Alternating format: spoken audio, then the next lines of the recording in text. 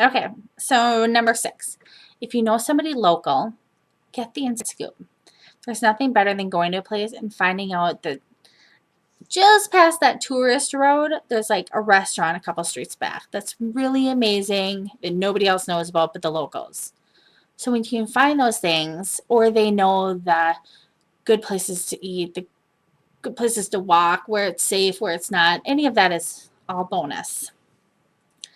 All right, number 7, journal. For me, this has saved my sanity more times than I can count. Even on the really good times on trips, I love at the end of the day or the next day when we're driving just to sort through my thoughts, the experiences. I'll try to write down even the little simple things that have happened that I would otherwise I know never remember. And so I'll be able later now to look back and I read those and I'm like, oh yeah, we had breakfast in bed that day, or oh, we overslept, we didn't hear the alarm. That's right. Things that were funny or stressful, sometimes stressful. But journaling them helps me. I'm a visual person, and I think writing it helps me have like a little bit of distance from the situation where I can see things with a little bit more flow than when you're actually in the moment. But then it also helps me later to be able to look back and enjoy it. So, and then there are times too where I've been in situations where I'm completely annoyed with the people I'm with. This happened to me. I particularly thinking of one trip when I was probably about 19. And just with people that were just like, oh, maniacs, and journaling kind of saved my sanity because I was needing like a safe place to just vent without kind of losing it on everybody I was with. So, highly recommend that if you can. And it doesn't have to be a journal. It could be like the hotel paper that they have there. Like, don't stress about it. It's more the process. All right, number 8, sit in gratitude. Like, really be grateful for the experience. If you're an artist and you're going and you're doing a show or you're just driving to your aunt so and so's house, whatever the occasion is, be grateful that you get to experience getting to go and try something new. See people, take it all in instead of feeling stressed out and worried and crabby. Like, really be grateful. It changes the entire experience. And I really believe that gratefulness is what allows one to come home from a vacation and not feel drained. Like, there's a little bit of physical exhaustion sometimes when you're going. But when you can come home and you've really sat in the moments and you feel grateful, it doesn't drain you the same way as like, oh, this is driving me crazy. I lost my shoe. Whatever. If you can just instead find the good parts, it will forever sit with you a better way. All right, let's see. Number 9, souvenirs. That may or may not apply. I talk more about that on my radio show, so you can listen to that one. And number 10, and this is a big one, like, really, it doesn't have to be a trip across the world or even across the country. Even if you're going to the next town over for a coffee or whatever you're doing, just be there. Like, experience it. Change your routine enough and sit in the moment and take it in. Really, like, watch the interactions between people.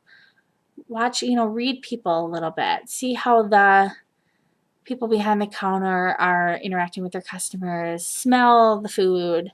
Really taste the food. All of those things. Just really be in the moment. I think we take so much more from any of those things when we are actually mentally and physically there. All right, and I have 7 quick tips for an awesome road trip because I love a good road trip.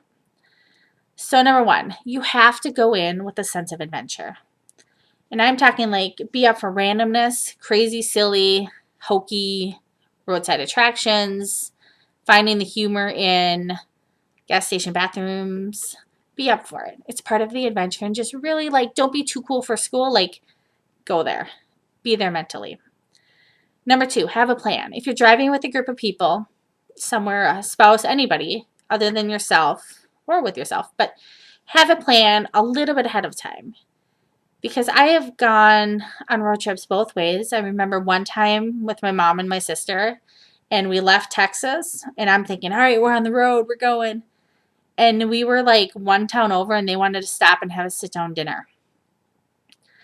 Whoa. You know, like, that was not how I traveled. I was like, we're getting to Kansas before we stop. And so I had to just like surrender a little bit, you know, go with the flow. And then we get to Oklahoma, and they're like, all right, let's stay the night. It's like 4 o'clock in the afternoon. Okay, I'm breathing. And then we get to, I think I want to say it's Kansas or maybe just into Missouri, and we stayed another night. And I am somewhere, I've driven straight from Texas to Minnesota home by myself, like straight through. So now that it's taken us 3 days, like I'm ready to lose it, right? So looking back, I mean, I handled it pretty decently, but I still was way annoyed with my family. But I think looking back, just having a little bit of a plan of action probably would have went a long way. So I really encourage that of just, you need to know if you're with someone who's going to plan on like 3 days getting somewhere that's 1,000 miles, or if you're someone who's expecting to drive 1,000 miles in one day. Because either extreme can be really tough if you're not planning on it. So just communicate is all I'm saying. All right, let's see. Music. Number 3.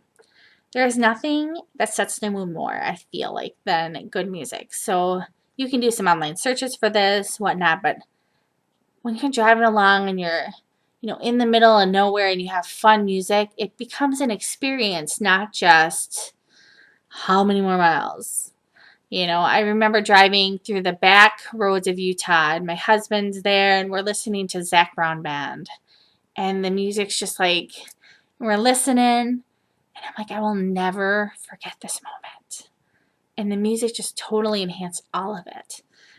I mean, there's so many or different things. New York, Garth Brooks, different things that are Life is a Highway, fun road trip music. So look it up. It'll change the whole experience. All right, let's see. Number 4, just being a little bit silly. Be up for some silliness. And I use the example of my best friend from high school, where she was a master at creating these random, boring times into fun. One of the things she'd do, like here in Minnesota, it gets really cold, and she would roll all the windows down, and then we'd crank up the heat, and she'd be like, we're hard topping. And we would just drive like that down the freeway, whatever, and it was so silly and like pointless, but it really did make it fun. And here 20 years later, I still remember it. So, and then another fun thing we did one time was we drove to Atlanta for the Olympics in '96, and there was a group of us, and so we bought these big, huge, like, sunglasses, and they weren't like clown glasses or anything like that, but they were just like overly dorky sunglasses. And we decided those were the driving glasses. So whoever was driving had to wear those.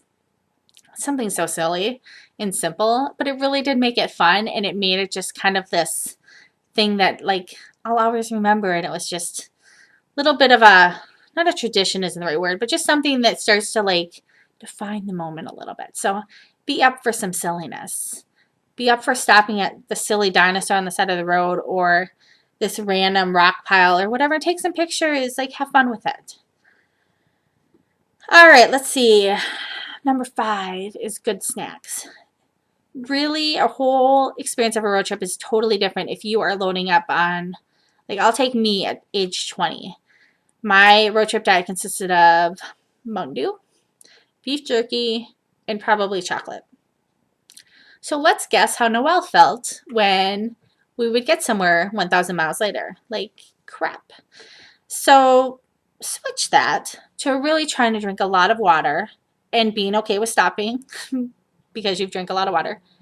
We'll try to have like tuna sandwiches or fruit, different things. I've heard the suggestion of kale chips, just things that are a little lighter. Sometimes we'll splurge and we'll have Cheetos or chips or something fun like that, but you feel so much better if you can just incorporate a little bit of healthy, good food. All right, let's see. Number 6, I kind of touched on before, but it's do a search ahead of time. Plan realistically how long you want to be driving, and if you need to have a hotel ready, You can often get a better rate if you book it ahead of time and you book it online. So just be aware of that. All right, number 7. All right, so this is just keeping in mind that literally in this case, the journey is the fun. You're not going to wait to have fun until you get where you're going. You don't need to like pause the fun meter until you're at your destination.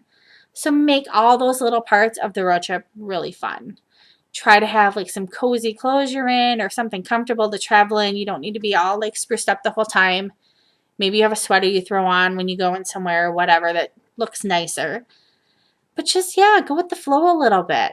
Have fun. Relax. Bring a good book or some, like I said, some good music, whatever. Have good conversation. Just really enjoy the people you're with. So hopefully those tips can help you enjoy traveling as much as I love it. I think the whole goal is really coming home from any kind of trip, whether it's, like I said, from the next town over or 2 weeks in Europe or a 2-week road trip across America, and loving your life even more, loving the people you are with even more, loving yourself even more, and just feeling really good about the experience and coming back just with a new, healthier perspective, understanding people a little more patience. All of it's good. So, all right. I thank you for watching. I will hopefully have another video to you not too long from now. You can always check out my website at www.noellerollinsart.com or send me an email.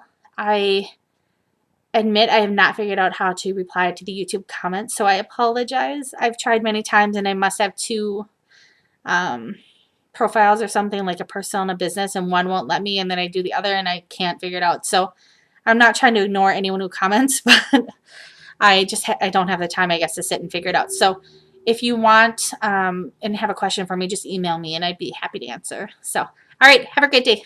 Thanks so much. Bye.